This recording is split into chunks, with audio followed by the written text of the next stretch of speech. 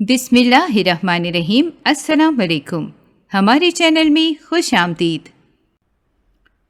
میں نے خواب میں دیکھا کہ کوئی مجھے نوچ رہا ہے۔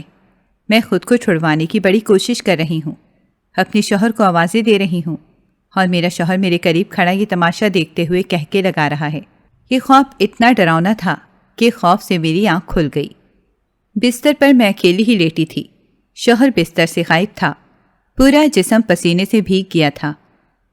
میرا نام زرناب ہے۔ میں نے ایک بہت ہی سادہ اور متوسط خاندان میں آنکھ کھولی۔ میرا اپنا بہن بھائیوں میں دوسرا نمبر تھا، لیکن اچانک سے میرے نصیب بدل گئے۔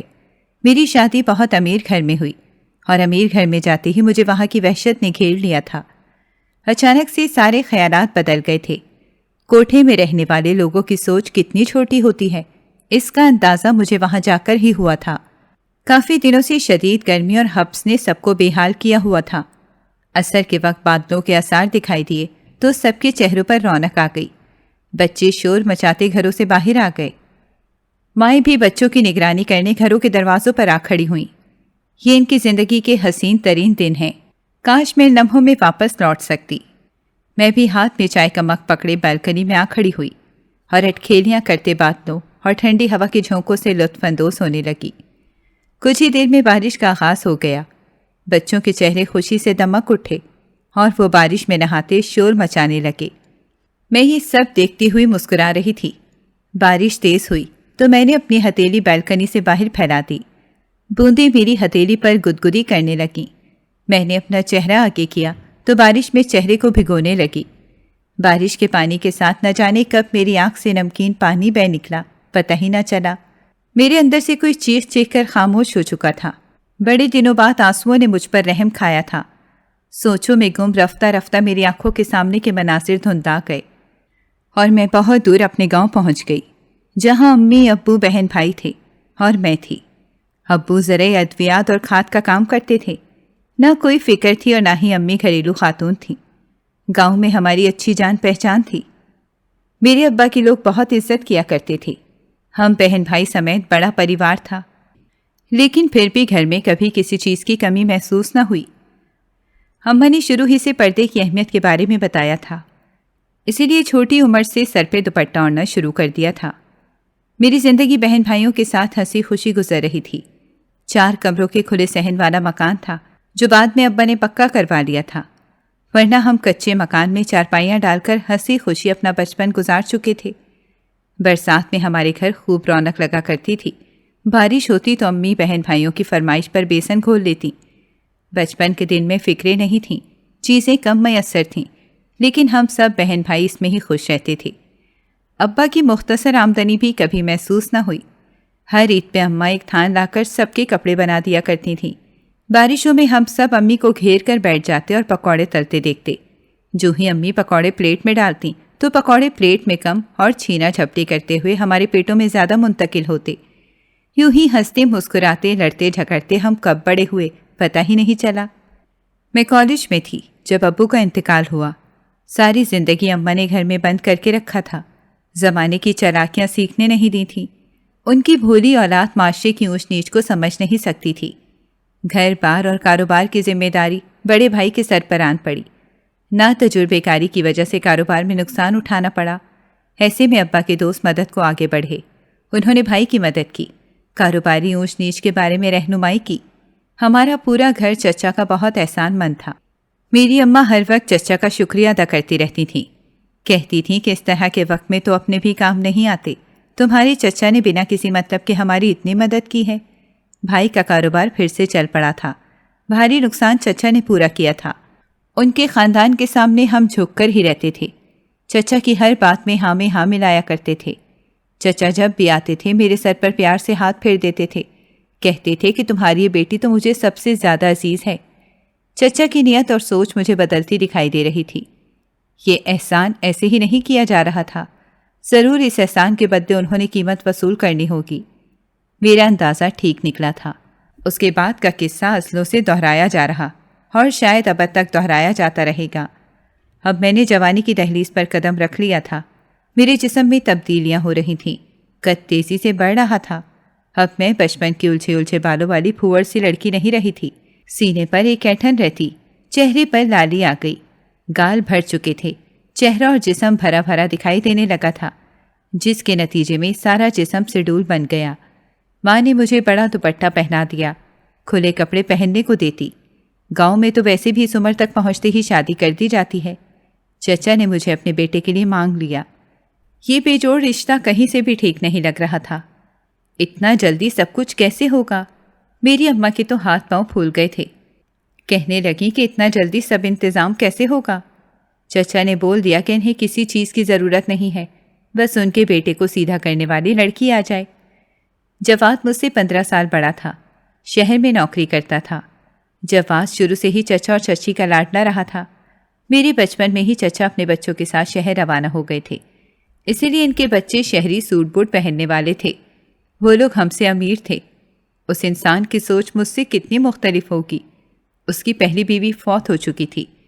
چچا کا احسان اتارنے کے لیے چچا کو ہاں کہہ دیا گیا۔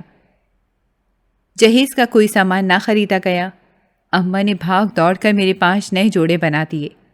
مجھ سے پوچھنا گوارا نہ کیا۔ اوپر سے اماں نے کہہ دیا، امیر گھر میں جائے گی تو آرام سے رہے گی، تیرے بہن بھائی کو بھی سکھ مل جائے گا۔ تیرے باپ کے بعد انہوں نے کبھی باپ کی کمی تم لوگوں کو محسوس نہیں ہونے دی۔ یوں مجھے ذمہ داریوں کا احساس دلا کر ہاں کروائی گئی، اور میں اپنی تشنہ خواہشات کا لاشا اٹھائے ایک انجانے اور اندیکھے فرد کے ہمراہ رخصت ہو کر شہر آ گئی۔ چچا چچی میری نند الگ گھر میں رہتے تھے۔ دراصل ان کے بیٹے کی طبیعت بہت گرم تھی، اس وجہ سے چچا چچی اس کے ساتھ نہیں رہتے تھے۔ سنا تھا چچا اور چچی کا خرچہ بھی وہی اٹھا رہا تھا۔ چچی اور چچا نے اسے ہمیشہ سے لاڈ پیار میں رکھا تھا، اب وہی اولاد ان پر بگڑ گئی تھی۔ اماں کے گلے لگ کر آخری بار دل بھر کر رو لیا تھا۔ سادگی سے یہ شادی انجام پائی تھی۔ گاؤں کے 10-12 لوگوں کو بلا کر بھائی نے کھانا کر دیا تھا۔ جواد شہری ماحول میں رچا بسا تھا۔ اس نے پہلے دن ہی اپنی ناپسندیدگی کی مہر لگا کر مجھے گنوار کا خطاب دے دیا۔ تو ان کرہا بیوی کا درجہ تو مل گیا، لیکن مجھے روز یاد کروایا جاتا کہ میں اس جیسے پڑھے لکھے شخص کے قابل نہیں تھی۔ کہتا تھا میرے باپ نے اپنے دوست کی محبت میں میری زندگی تباہ کر دی ہے۔ شہر آ کر وہ اپنی زندگی میں مگن ہو گیا۔ میری یاد صرف ضرورت کے وقت آتی۔ ایک ٹیشو پیپر کی طرح استعمال کی جانے والی چیز تھی، جس کو استعمال کر کے پھینک دیا جاتا تھا۔ اس کا ہر ویکنڈ گھر سے باہر گزرتا۔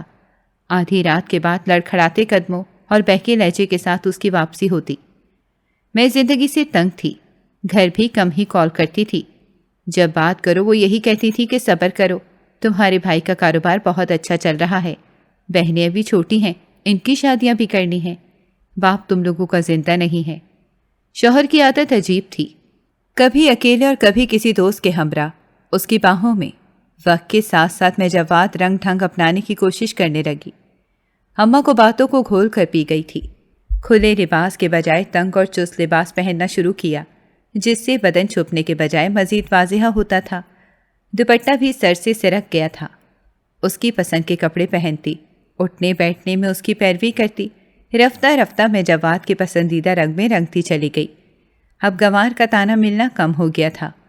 وہ مجھے وقت دینے لگا تھا، اپنے ساتھ باہر بھی لے کر جاتا تھا، اپنی پسند کے کپڑے لا کر دیتا تھا۔ میں نے خود کو مکمل اس کے مطابق چھوڑ دیا تھا، جیسے وہ چاہتا تھا میں ویسے بنتی جا رہی تھی۔ میں خوش تھی کہ یہ بازی میرے نام رہی، شوہر کی محبت میرے حصے میں آ رہی ہے، لیکن تقدیر کو میرا خوش ہونا بھایا نہیں۔ ایک تو ہم عورتوں کی پوری زندگی نہ جانے کیوں امتحانات سے عبارت ہے۔ ایک امتحان میں سرخرو ہو تو دوسرا سامنے آ کھڑا ہوتا ہے۔ شوہر ابھی تھوڑا بہت مجھ سے خوش ہوا تھا کہ دوسرے کے بعد تیسرا، پھر چوتھا، یوں امتحان دیتے دیتے سفر زیست تمام ہو جاتا ہے۔ جواد پر کمپنی کے حساب کتاب میں ہیر پھیر کا الزام لگا اور اسے معطل کر دیا گیا۔ وہ اپنی بحالی کے لیے دوڑ دھوپ کرنے لگا۔ چچا تو بہت زیادہ پریشان تھے، کہنے لگے نہ جانے کس کو میرے بیٹے کی ترقی سے حسد ہو گیا ہے، آپ نے کون سا غبن کیا ہے جو اتنے پریشان ہیں؟ انکوائری ہونے دیں، مجھے پوری امید ہے کہ آپ بحال ہو جائیں گے۔ میں نے تسلی دیتے ہوئے کہا تو وہ بولا درست کہہ رہی ہو، لیکن میرے مخالفین مجھ پر الزام ثابت کرنے کے لیے ایڑی چوٹی کا زور لگا رہے ہیں۔ مجھے تو سفارش کے بغیر اپنی بحالی ناممکن لگ رہی ہے۔ کچھ لمحے کو رکا اور پھر اس کا ہاتھ تھام کر کہنے لگا ہاں، اگر تم میری مدد کرو تو میری نوکری مجھے واپس مل سکتی ہے۔ میں کیسے؟ میں نے حیرت سے پوچھا۔ کل باس نے پارٹی دی ہوئی ہے، تم باس کی منت سماجت کرو، اس کے بارے میں مشہور ہے کہ وہ خوبصورت عورتوں کی بات نہیں ٹالتا۔ میں آنکھیں پھاڑے اس کی شکل دیکھتی رہ گئی۔ عزت، غیرت، شرم، حیا، خودداری کے الفاظ میرے اندر گونجنے لگے۔ میرا وجود طوفان کی زد میں آ گیا۔ کیسا شوہر ہے یہ؟ شوہر تو محافظ ہوتے ہیں، اور یہ مجھے بھوکے گدھ کے آگے ڈال رہا ہے تاکہ اس کی نوکری بڑھ سکے۔ کیا سوچ رہی ہو؟ کل پارٹی میں چلو گی نا؟ اس نے مجھے جھنجھوڑتے ہوئے پوچھا۔ گھر بچانا اہم تھا۔ عزت تو وہ اپنی رونے پر راضی ہو گیا تھا۔ ایسی دولت کا ہم نے کیا کرنا تھا؟ اس سے بہتر تھا کہ ہم روکھی سوکھی روٹی پر گزارا کر لیتے۔ ہاں، میرے منہ سے نکلا۔ جواد نے بے اختیار مجھے چوم لیا۔ چلو آؤ، کل کی پارٹی کے لیے شاپنگ کرا دوں۔ نہیں، میرے پاس بہت سے لباس ہیں۔ دم گھٹنے لگا۔ ہاں، لیکن میں چاہتا ہوں کہ تم نیا لباس پہنو، سب سے منفرد نظر آؤ۔ پارٹی میں جواد کی خواہش کے مطابق سب سے الگ دکھائی دے رہی تھی۔ ہر نگاہ مجھ پر ٹھہر رہی تھی اور میرے وجود پر جیسے سپولے کل بلا رہے تھے۔ مجھے یہ نگاہیں بری لگ رہی تھیں۔ جواد نے میرا تعارف اپنے باس سے کروایا۔ اس کی گرسنا نگاہیں میرے وجود میں گڑ گئیں۔ نظر سے ہی ہوس پرست لگ رہا تھا۔ بڑی مشکل سے اس نے اپنی نگاہیں ہٹائیں اور جواد کے کان میں کچھ کہا۔ میں جواد کی نوکری بچانے کی خاطر حرص و ہوس کی بھینٹ چڑھ گئی۔ بہت دن میرے وجود پر جمود طاری رہا۔ میں جیسے قبر میں اتر گئی تھی۔ سوچنے سمجھنے کی صلاحیت مفلوج ہو چکی تھی۔ جواد کچھ دن تو برداشت کرتا رہا اور آخر ایک دن پھٹ پڑا۔ اپنی مرضی سے رو نہیں سکتی تھی۔ اس شخص کے لیے یہ معمولی بات تھی۔ اپنی ماں یا بہن کو یوں پیش نہیں کر دیا۔ یہ سب میں سوچ ہی سکتی تھی۔ شوہر کہنے لگا، کس کا سوگ منا رہی ہو؟ تم نے کوئی نیا کام کیا ہے؟ تم سے پہلے بھی عورتیں اپنے شوہروں کے لیے بہت کچھ کرتی رہی ہیں۔ اب یہ ڈھکوسلا چھوڑو اور انسان بنو۔ جب مجھے تمہارے اس کے ساتھ رات گزارنے پر فرق نہیں پڑا تو تمہیں کیا موت پڑی ہے؟ الفاظ تھے کہ تازیانے۔ میں ہوش و حواس میں لوٹ آئی۔ بیوی بیٹی صرف مطلب براری کے لیے ہیں۔ واقعی میرا شمار جیتے جاگتے احساس جذبات رکھنے والے انسانوں میں تھوڑی ہوتا ہے۔ ہمیں تو صرف اپنی خواہشات کی بھیٹ چڑھانے کے لیے پالا پوسا جاتا ہے۔ پہلے ماں نے باقی اولاد کے فائدے کے لیے 10 سال بڑے رنڈوے سے بیاہ دیا، پھر شوہر نے دولت کے لیے باس کے پاس بھیج دیا۔ اگر ہم خود کسی کے ساتھ کی خواہش کریں تو قابل گردن زنی، کسی کے ساتھ رات گزارے تو موت کے حقدار۔ میرے دل میں اب اس رشتے کو بچانے کے لیے کوئی چاہ ہی نہ رہی تھی۔ سب کچھ تو میں اپنا ہار چکی تھی، یہاں تک کہ اپنا جسم بھی۔ ہماری اپنی کوئی مرضی، کوئی خواہش اہمیت نہیں رکھتی۔ جواد کی نوکری بحال ہو گئی، پورے خاندان میں لڈو بانٹے گئے، میری عزت خراب کرنے کے شادیانے بجائے جا رہے تھے، لیکن اس کے سر پر کاروبار کرنے کا بھوت سوار ہو گیا۔ کاروبار شروع ہوا۔ آئے دن گھر میں کاروباری دعوتیں دی جاتی۔ ان دعوتوں میں خاص مہمانوں کی ساکی گری کرنا میرا فرض ٹھہرا۔ جواد کی جھجک کیا دور ہوئی، اس نے مجھے اپنی ترقی کے لیے زینہ بنا لیا۔ اب وہ پیش کرنے سے پہلے اجازت بھی نہ لیتا تھا۔ میری ساس کو لگتا کہ میں اس کے بیٹے کے ساتھ عیاشی کے لیے جاتی ہوں۔ سب میرے شوہر کی قابلیت کی مثالیں دیتے تھے کہ چھوٹے سے مکان میں رہ کر پڑھائی لکھائی کرتے کرتے آج دیکھا اس مقام پر پہنچ گیا ہے۔ کبھی فائل تو کبھی فنڈ ریلیز کروانے کے لیے آفیسروں سے تعلقات بڑھانا پڑے۔ میں ایک کٹ پتلی کی طرح جواد کے اشاروں پر ناچ رہی تھی۔ انکار کرتی تو جواد مار پیٹ کرنے لگتا، لیکن میرے اندر کہیں نیہا ابلتا ہوا لاوا بے چین کیے ہوئے تھا۔ میں اس پوری دنیا کو نیست و نابود کرنا چاہتی تھی، جلا کر رکھ دینا چاہتی تھی۔ یہ زندگی گزارنا میرے لیے مشکل تھا۔ میرا مقدر ایک جانب کھڑا مجھ پر خندہ زن تھا۔ بجلی کی زوردار کڑک مجھے ماسی کے دھندکوں سے حال میں لے آئی۔ بارش مجھے مکمل طور پر بھگو چکی تھی۔ کالے سرمئی بادلوں نے مینا برسانا بند کر دیا تھا اور چاروں طرف اندھیرے کا راج تھا۔ میں کسی سے یہ بات کہہ بھی نہ سکتی تھی کہ میں تھک گئی ہوں۔ اپنے شوہر سے لڑنے لگی تھی کہ اب یہ ڈرامے مزید مجھ سے نہیں ہوتے ہیں۔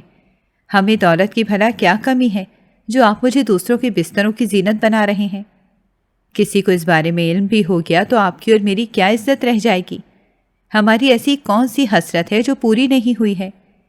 وہ کہنے لگا، عورت ہمیشہ بے وقوفی ہوتی ہے۔ تو نے کر دیا نا چھوٹے گاؤں والی بات، تیری سوچ آج بھی وہی ہے۔ میں نے کہا کہ میں چھوٹی سوچ ہی ٹھیک ہوں۔ اللہ نے میری سوچ اتنی بڑی نہیں بنائی کہ اپنی عزت کا سودا کرتی پھروں۔ میرے والدین کی سوچ بھی چھوٹی ہی تھی، تبھی تو وہ ساری زندگی عزت سے 2 وقت کی روٹی کھا کر گزار گئے۔ ہمیں تم جیسے بڑی سوچ والوں کو جیسا بننا بھی نہیں ہے۔ ہم اپنی چھوٹی سوچ کے ساتھ عزت کو محفوظ تو رکھتے ہیں، اپنی بہن بیٹیوں کو کسی کے سامنے پیش تو نہیں کرتے، جتنا ملتا ہے حق و حلال کا کھاتے ہیں، آنکھوں میں آنکھیں ڈال کر بات تو کر سکتے ہیں۔ ہماری زندگی میں ایک بہت اہم حصہ ہوتا ہے جو تمہاری زندگی میں نہیں ہے، وہ ہے سکون۔ شاید تم اس لفظ سے ہی بے خبر ہو۔ میری باتوں پر اس کو بہت غصہ آیا، اتنا غصہ آیا کہ اس نے اپنا بھاری ہاتھ میرے چہرے کی زینت بنا دیا۔ اس دن وہ نشہ کر کے رات کو گھر واپس آیا تھا اور رات آتے کے ساتھ میری روح کو رون دیا گیا۔ اس کا دماغ یہ تسلیم ہی نہیں کر پا رہا تھا کہ اس کے سامنے چونچا نہ کرنے والی بیوی نے اسے اتنی باتیں سنا دی۔ ساری رات مجھے ماں بہن کی گالیاں دیتا رہا۔ میں خاموشی سے اس کی ہر گالی کو سنتی رہی تھی۔ صبح اسی زخمی وجود کے ساتھ اس کے سامنے دسترخوان سجایا، پھر جب جب میں انکار کرتی وہ میرے ساتھ ایسا سلوک ہی کرتا تھا۔ میں نے بہن بھائیوں سے بات کرنا چھوڑ دی تھی، ان کی شادیوں پہ بھی شوہر نے اپنے کام نکال لیے تھے۔ میں اب ان جیسی عزت دار نہیں رہی تھی۔ اپنے اندر کے خالی پن کو محسوس کر کے مجھے وحشت ہوتی تھی۔ کئی بار دل کیا کہ ایسے خودکشی کروں کہ موت بھی حادثہ لگے۔ اس امیری سے تو میری غریبی کی زندگی بہتر تھی۔ سب میری قسمت پر رش کیا کرتے تھے، کہتے تھے کہ ایسی قسمت ہونی چاہیے، گھر پر بیٹھ کر راج کر رہی ہے، شوہر بھی کتنی محبت کرتا ہے، ہر جگہ اپنے ساتھ لے کر جاتا ہے۔ جب تک کوئی کسی کے جوتے میں پاؤں نہ رکھتے وہ اس کی حالت کو سمجھ نہیں سکتا ہے۔ میرا شوہر بوڑھا تھا اور نہ ہی وہ شکل و صورت کا اچھا تھا، لیکن پھر بھی اب تک اس کے رشتے آ رہے تھے۔ لوگ اپنی بیٹیاں اس کے ساتھ بیانے کو راضی تھے۔ میری ماں کو فکر لگی رہتی تھی کہ جتنا میں اپنے شوہر سے بیزار رہتی ہوں کہیں وہ مجھے چھوڑ ہی نہ دے۔ میں نے اماں کو کہا کہ میں کہاں بے فکر ہوں، مجھ جیسی ہمت کسی دوسری عورت میں نہیں ہوگی، آپ کا لاکھوں میں ایک داماد کہیں نہیں جائے گا۔ میری بہنیں کہتی تم تو وقت کے ساتھ بوڑھی ہونے کے بجائے مزید جوان ہوتی جا رہی ہو، بھائی صاحب نے تمہیں صحیح لاڈ پیار میں رکھا ہوا ہے، پھر بھی تمہارے چہرے پر عجیب افسردگی سی رہتی ہے۔ میں ان کی بات پر خاموشی سے مسکرا دیا کرتی تھی۔ میں نے کہا کہ اگر عورت خوبصورت ہو اور ضرورت اچھے سے پوری کرنا جانتی ہو تو مرد کبھی بھی اسے بیزار نہیں ہوتا ہے۔ میری یہ خوبصورتی، یہ ناز نخرے اپنے شوہر کے لیے ہی تو ہیں، اور آپ لوگ مجھ سے بہتر میرے شوہر کو نہیں جان سکتے، اسی لیے اس بات کی فکر کرنا آپ ہمیشہ چھوڑ دیا کریں۔ میں جب بھی ان سے بات کرتی ان کا موضوع یہی ہوتا تھا، اس وجہ سے میں نے ان سے بات کرنا ہی چھوڑ دی تھی، کسی کو بتانے لائق نہ رہی تھی۔ دن بدن دولت کے انبار لگتے جا رہے تھے۔ چچا کی طبیعت خرابی کے باعث انہیں گھر لے آئے تھے۔ دولت سے پیٹ بھرا تو شوہر نے ناراضگی کی دوسری وجہ ڈھونڈ لی تھی۔ میری شوہر کا پیٹ ہی دولت سے نہیں بھر رہا تھا۔ دن بدن دولت میں اضافہ تو ہوتا جا رہا تھا، لیکن اس کی نیت میں کھوٹ آ گیا تھا۔ اب تو وہ مجھے ATM مشین سمجھ کر استعمال کرنا چاہتا تھا۔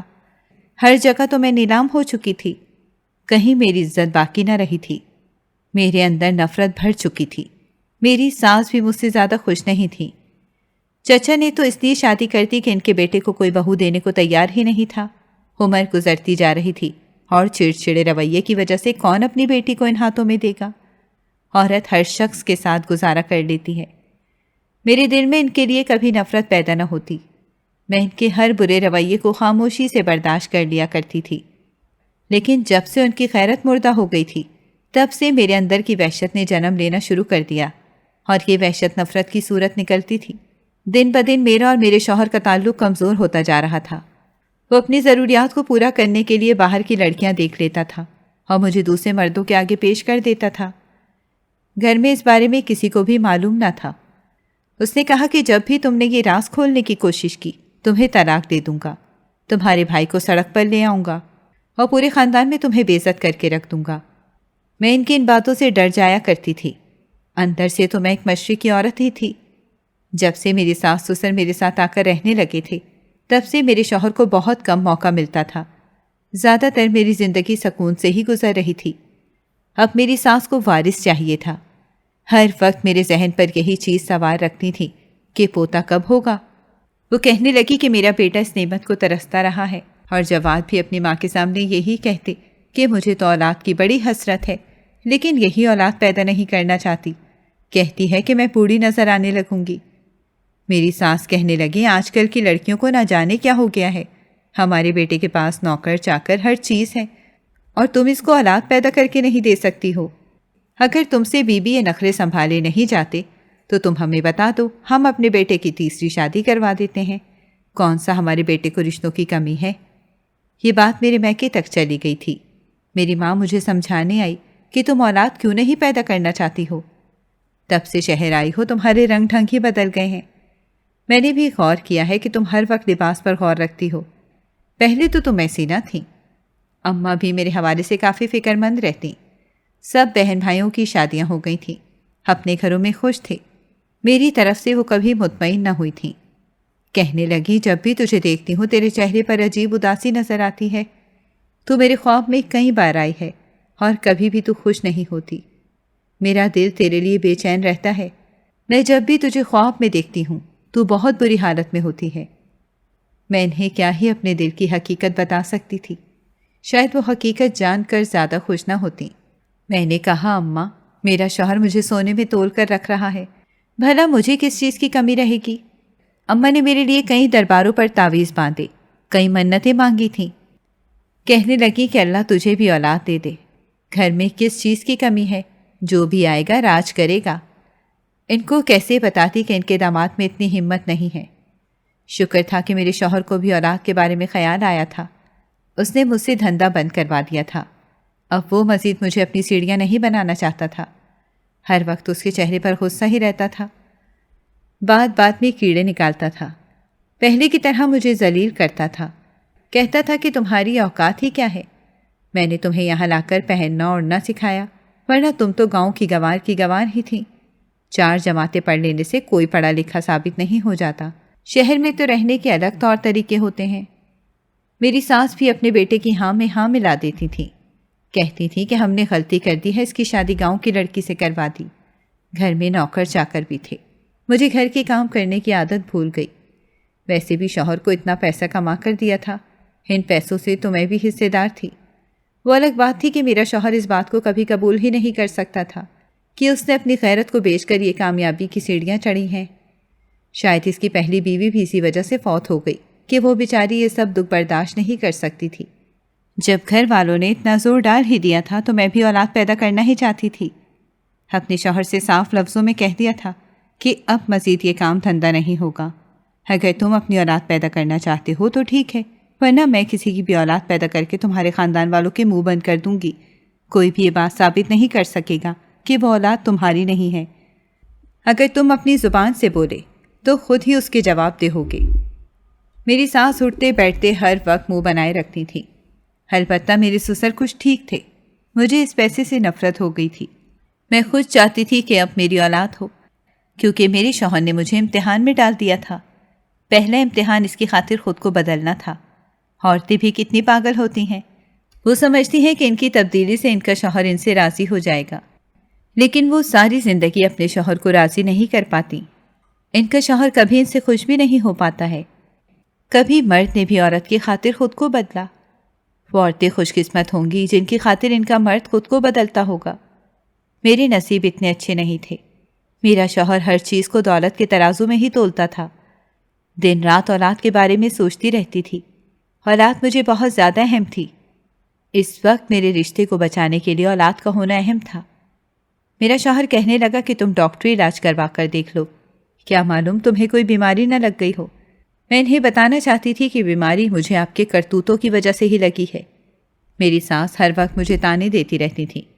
جب بھی کمرے سے باہر نکلو اس کی باتیں سننے کو ملتی تھیں۔ خود کو میں نے کمرے تک بند کر دیا تھا۔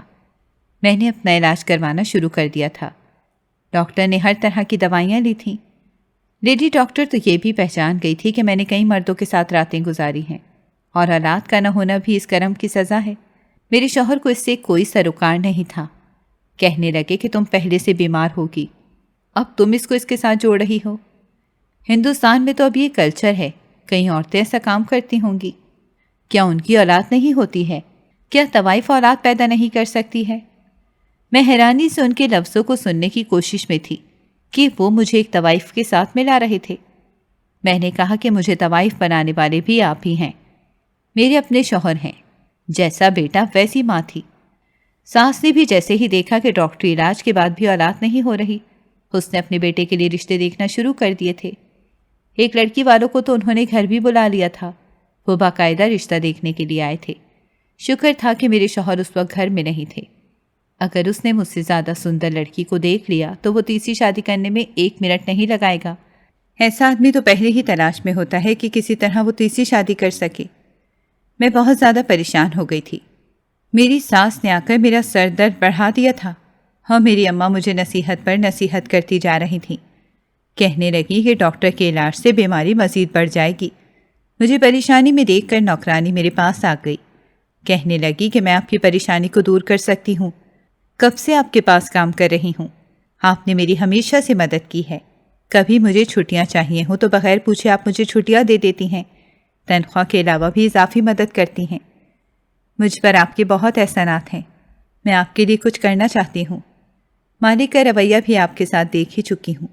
وہ انسان اتنے اچھے نہیں ہیں۔ آپ جیسی بیوی انہیں ملنی نہیں چاہیے تھی۔ میں آپ کے لیے واقعی کچھ کر سکتی ہوں۔ اگر آپ واقعی ماں بننا چاہتی ہیں تو روز گھوڑی کا دودھ پیا کریں۔ اس کے لہجے میں ایک عجیب سا یقین تھا۔ میں اس سے پوچھنا چاہتی تھی کہ آخر گھوڑی کے دودھ میں ایسے کیا اثرات ہیں جس کو پیتے ہی میں ماں بن جاؤں گی؟ لیکن میں نے اس سے کوئی سوال نہ کیا اور اس کی بات ماننے پر تیار ہو گئی۔ لیکن اب مشکل یہ تھی کہ مجھے گھوڑی کا دودھ کہاں سے ملے گا؟ میں نے کہا کہ آخر کو مجھے گھوڑی کا دودھ کہاں سے ملے گا؟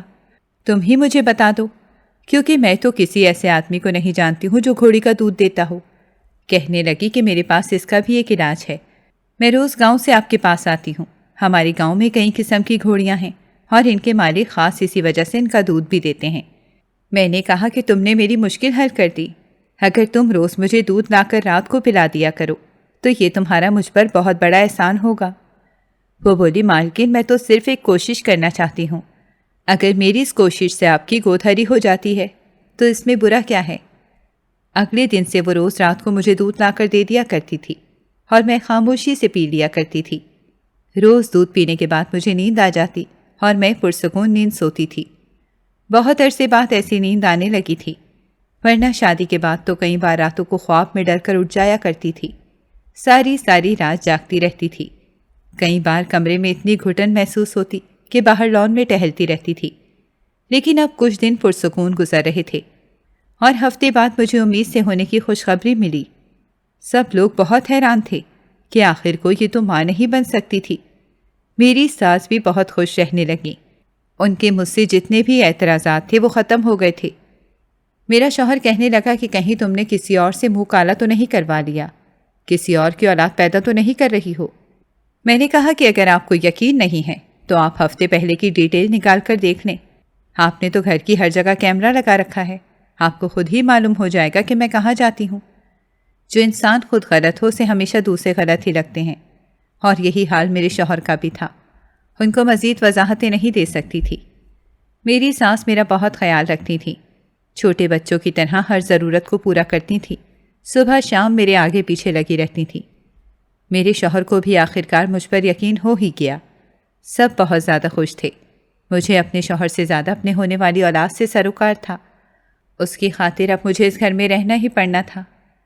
میں نہیں جانتی تھی کہ میری اولاد اپنے والدین میں سے کسی ایک کے ساتھ ساری زندگی گزارے، اور میری ماں میرے مستقبل کے حوالے سے پریشان رہے۔ آخرکار 9 مہینے بھی گزر گئے۔ ڈیلیوری کے وقت مجھے بہت تکلیف ہونے لگی۔ تکلیف سے میری چیخیں گھر میں گونج رہی تھیں۔ میری ساس کہنے لگی کہ ہر ماں ہی بچہ پیدا کرتی ہے، تم بھی تھوڑا حوصلہ رکھو۔ اس وقت میں تمہیں حوصلہ رکھنے کی ضرورت ہے۔ وہ نوکرانی بھی میرے قریب ہی تھی۔ میں اس نوکرانی کی بہت شکر گزار تھی۔ میں نے اسے پیسے میں تول دیا تھا، ہر لحاظ سے اسے منہ مانگا پیسہ دیا تھا۔ میں نہیں چاہتی تھی کہ میں کسی کے احسان رکھوں۔ آج کل کی دنیا میں کون کسی کی خاطر اتنا کرتا ہے؟ یقیناً اس کی بھی کوئی مجبوریاں ہوں گی۔ اگر اس نے نیکی کی تھی تو نیکی کے لیے معاوضہ بھی دیا تھا۔ ڈیلیوری کے وقت میری جان پر بنائی تھی، اس قدر تکلیف ہو رہی تھی، مجھے یوں لگ رہا تھا کہ ابھی میری روح پرواز کر جائے گی۔ ڈاکٹر بھی اپنے کام کو سر انجام دے رہے تھے۔ پھر شوہر نے مجھے مہنگے سے مہنگے ہاسپٹل میں داخل کروایا تھا، اور ادویات کا خرچہ بھی کہیں زیادہ ہو چکا تھا۔ آپریشن کے وقت تو مجھے ہوش بھی نہ رہا تھا۔ آپریشن کے بعد جیسے ہی اپنا بچہ دیکھا تو میری چیخیں نکل گئیں۔ میرا بچہ بالکل کالا تھا، اس کی جلد جیسے جھلس گئی ہو۔ اس کی یہ حالت دیکھ کر تو میں خود پریشان ہو گئی تھی۔ ڈاکٹر کہنے لگی کہ آپ نے ضرور بچہ مارنے کی دوائیں کھائی ہیں، اس وجہ سے ہی تو بچے کی گروتھ بالکل رک چکی ہے۔ یہ کسی معجزے سے کم نہیں ہے کہ یہ اب تک زندہ ہے۔ میں حیرانی سے دیکھنے لگی۔ میں نے کہا کہ میں نے تو ایسی کوئی دوا نہیں کھائی، میں تو اپنی اولاد کی وجہ سے بے حد خوش تھی۔ مجھے روتا ہوا دیکھ کر کہنے لگی کہ میں اس معاملے کی خوب جانچ پڑتال کروں گی، آپ کو اصل مجرم تک پہنچنا ہی پڑے گا کہ کون آپ کے بچے کا دشمن ہے۔ میرا شک اس نوکرانی کی طرف زیادہ تھا۔ روز وہ مجھے دودھ میں شاید کوئی ادویات ملا کر دیتی ہوگی جس سے میں اس حال میں پہنچ گئی ہوں۔ شاید یہ میرے بچے کے لیے بھی اچھا ہو۔ اس کے چہرے پر ایک شکن نہیں آئی تھی۔ پورے خاندان میں یہ پھیل گیا تھا کہ اس کا بچہ اتنا کمزور پیدا ہوا ہے۔ میری ساس بہت پریشان رہنے لگی تھیں، کہنے لگی کہ ہمارے خاندان کا بچہ تو لگتا ہی نہیں ہے، لیکن ڈاکٹر نے پوری تسلی کروائی تھی کہ 2 مہینے تک بچہ اپنے اصل رنگ میں آ جائے گا۔ میرے شوہر کہنے لگا کہ میں اس بچے کو دیکھنا بھی نہیں چاہتا ہوں، اسی لیے تم اپنا کمرہ علیحدہ کر لو۔ میں اپنے بیٹے کے ساتھ علیحدہ کمرے میں رہنے لگی تھی۔ مجھے ویسے بھی اس آدمی سے کوئی سروکار نہیں رہا تھا۔ وہ شخص مجھے ضرورت پورا کرنے کے لیے اپنے پاس بلا لیا کرتا تھا۔ نوکرانی کے دودھ کا ٹیسٹ بھی کروا لیا تھا، لیکن کوئی وجہ سامنے نہ آ سکی۔ میں اس شخص کو چھوڑنا نہیں چاہتی تھی جو میرے بچے کا دشمن ہوگا۔ ایک ماں کیسے برداشت کر سکتی ہے کہ اس کی ہونے والی اولاد کو کوئی مارنے پر تلا ہو؟ میری ساس اس معاملے میں بہت اچھی ثابت ہوئی تھی۔ وہ میرے بیٹے کا بہت خیال رکھتی تھی، اور 2 مہینے بعد میرا بیٹا بہت پیارا ہو گیا تھا۔ اس کی جلد بھی صاف ہو چکی تھی۔ میرا شک نوکرانی پر تھا، لیکن میں نوکرانی کو ہر طرح سے آزما کر دیکھ چکی تھی۔ کوئی بھی اس کے خلاف ثبوت نہیں ملا تھا۔ وہ بیچاری تو مجھے اس شخص کے پاس لے جانے کو بھی راضی تھی جہاں سے گھوڑی کا دودھ لیا کرتی تھی۔ نوکرانی قصوروار نہ تھی تو اور کون ہو سکتا تھا؟ ڈاکٹر کہنے لگی کہ تم مجھے وہ دوائیاں بتاؤ جو تم ان سب کے دوران لیتی تھی۔ میں ان دوائیوں سمیت ڈاکٹر کے پاس پہنچ گئی۔ میں اپنے شوہر کو ان سب چیزوں سے لاعلم رکھنا چاہتی تھی۔ وہ اب شاید دوسری عورت کے چکر میں تھے، اس وجہ سے سارا دن گھر سے غائب رہتے تھے، راتوں کو بھی باہر ہی رہا کرتے تھے۔ میری ساس کہتی تھی کہ تم اب بن سنور کر رہا کرو، شوہر کو وقت دیا کرو، شاید اسی وجہ سے وہ باہر رہتا ہے۔ میں نے کہا کہ ہر وقت میں آپ کے بیٹے کی غلامی نہیں کر سکتی ہوں، ساری زندگی آپ کے بیٹے کی غلامی ہی کی ہے، جو اس نے کہا وہی مانا ہے۔ ڈاکٹر کے پاس جا کر جو خبر مجھے ملی تھی اس پر میں یقین نہیں کرنا چاہتی تھی۔ مجھے ایسی ادویات دینے والا کوئی اور نہیں، میرا اپنا شوہر تھا، اور وہ ڈاکٹر نے جو مجھے کہتی تھی کہ کبھی میں ماں نہیں بن سکتی، وہ بھی میرے شوہر کے ساتھ ملوث تھی۔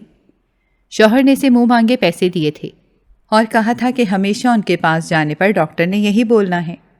وہ تو اللہ کی قدرت ایسی ہوئی کہ میں ماں بن گئی۔ اچھے لوگوں کے ساتھ لاکھ برا کرنا بھی چاہے تو اللہ ان کے لیے راستے کھول ہی دیتا ہے۔ میں گمسم سی بیٹھی تھی۔ اب مزید اپنے شوہر کے ساتھ رہنا چاہوں بھی تو میرا دل یہ گوارا نہیں کر رہا تھا۔ وہ میرا دشمن تو تھا ہی، اپنے بچے کا بھی دشمن بن جائے گا، اس کا مجھے علم نہیں تھا۔ گھر آ کر یہ راز میں نے سب کے سامنے کھول دیا تھا۔ مجھے اس وقت بہت غصہ تھا۔ میں اپنے بچے کو لے کر کہیں غائب ہو جانا چاہتی تھی۔ میرا شوہر آگ بگولا ہونے لگا، کہنے لگا کہ بد کردار عورت اپنے گند کا الزام مجھ پر لگا رہی ہے۔ سب لوگ حیرانی سے مجھے دیکھ رہے تھے۔ میں نے کہا کہ اس شک کو یقین میں بدلنے کے لیے بھی ڈی این اے ٹیسٹ کی سہولت میسر ہے، آپ لوگ ڈی این اے ٹیسٹ کروا کر دیکھ لیں، آپ لوگوں کو معلوم ہو جائے گا کہ کون جھوٹا ہے اور کون سچا ہے۔ آپ کا یہ بیٹا اپنے گناہ کو چھپانے کے لیے الزام لگا رہا ہے۔ آپ کے اس نفسیاتی مریض کے ساتھ میں مزید نہیں رہ سکتی، اس وجہ سے میں یہ گھر چھوڑ کر جا رہی ہوں۔ اس ڈاکٹر نے میری بہت مدد کی تھی، نوکرانی نے بھی میرا بہت ساتھ دیا تھا۔ آخر کار ایک ادارے کی مدد سے میں نے اپنے شوہر پر کیس کر دیا تھا، اور وہ کیس اتنا مضبوط تھا کہ میرا شوہر بے بس ہو چکا تھا۔ وہ ہر مہینے مجھے میرے بچے کو رقم دینے کا پابند بن گیا تھا۔ ساری زندگی میں اپنے شوہر کا کبھی چہرہ نہیں دیکھنا چاہتی تھی۔ میں یہ کاغذی رشتہ بھی ختم کر دیتی اگر مجھے اپنے بیٹے کا مستقبل نظر نہ آ رہا ہوتا تو کب کی آزاد ہو چکی ہوتی۔ شوہر کو اپنی اس غلطیوں کا اندازہ اس وقت ہونا تھا جب ریت کی طرح وقت اس کے ہاتھوں سے پھسل جانا تھا۔